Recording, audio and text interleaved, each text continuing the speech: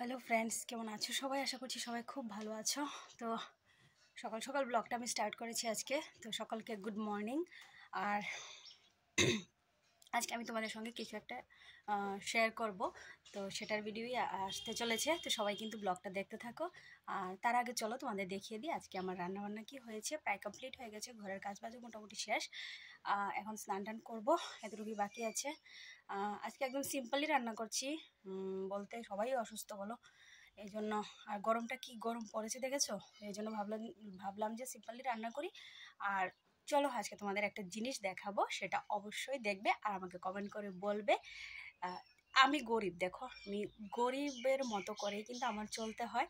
তো সেরকমভাবে কেমন হয়েছে তোমরা অবশ্যই আমাকে কমেন্ট করে জানাবে। তো দেখতে থাকো ভিডিওটা, আর চলো আগে দেখিয়ে নিই আমার রান্নাটা। এখানে দেখো ভাত হয়ে গেছে, আর এটা ইলিশ মাছের মাথা দিয়ে ডাঁটা আলু দিয়ে একটা তরকারি করেছি। দেখো তরকারিটা কেমন হয়েছে বলবে। এটা করেছি। এখানে এটা আছে আম ডাল, দেখো আম দিয়ে ডাল করেছি। আম ডাল যেহেতু গরম এই জন্য আম ডাল করেছি। এখানে এটা একটা সব কিছু সবজি টবজি দিয়ে একটা শুক্তোর মতো রান্না করছি। তো এই হলো আজকের রান্না। আর ওইখানে ভাতের সঙ্গে উচ্ছে সেদ্ধ দেওয়া আছে। তো আজকের রান্না এতটুকুই। তো চলো দেখতে থাকো ব্লগটা। তো দেখো এই যে এটা সন্ধ্যার পরে, মানে এখন 7টা সাড়ে 7টা প্রায় বাজে। এখন এসেছে আমাদের বাড়িতে আরেকটা নতুন অতিথি কি বলবো, যাই হোক যাই বলো, অনেক কষ্ট করে আনতে হয় সবগুলি জিনিস, জানো তো। এজন্য নতুন অতিথি এরকম বলেই সম্বর্ধনা করতে হয়। তো দেখো এটা দেখে তোমাদের কি মনে হচ্ছে, এটা কি হতে পারে? গরমে দরকার, তো কি হতে পারে? এটা ফ্রিজ মনে হচ্ছে। না গো, ফ্রিজ আগে থেকেই আছে। ফ্রিজ দিয়েছে, বিয়েতে বাবু দিয়ে দিয়েছিল। তো এটা কি হতে পারে বলো তো? আমার ঘর দেখেছোই তো, তোমরা তো সবাই দেখো। এটার মধ্যে তো আর এসি লাগানো যাবে না।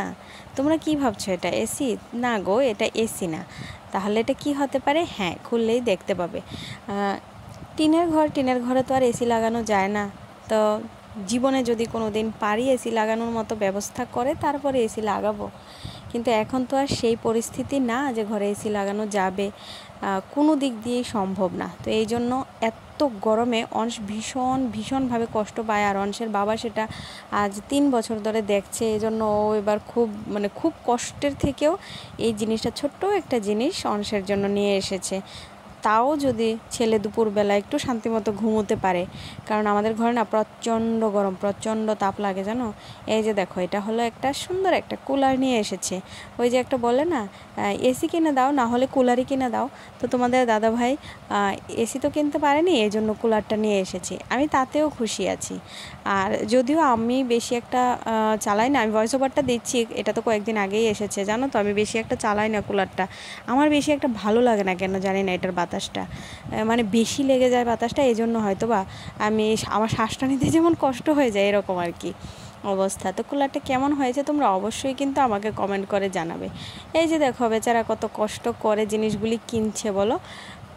তো এই দেখো, এটার মধ্যে এবার জল দিচ্ছে, জল দিয়ে এখন এটা চালাবে। তো যাই হোক, এটা আমাদের বাড়ির অর্ডারে দিয়েছিল, এখন বাড়িতে নিয়ে এসেছি। এখন তোমাদের সঙ্গে আমার ঘরে যেহেতু আছে, এখন আমি তোমাদের সঙ্গে আবার শেয়ার করব, জিনিসটা দেখে নিও তোমরা। তো এটা অনেকটা বড়, জানো তো, 75 লিটার্স। তো কুলার কেনা হয়ে গেছে। এবার গরম দেখি কিভাবে, গরমটা কি পড়েছে বলো। তো চলো দেখাই।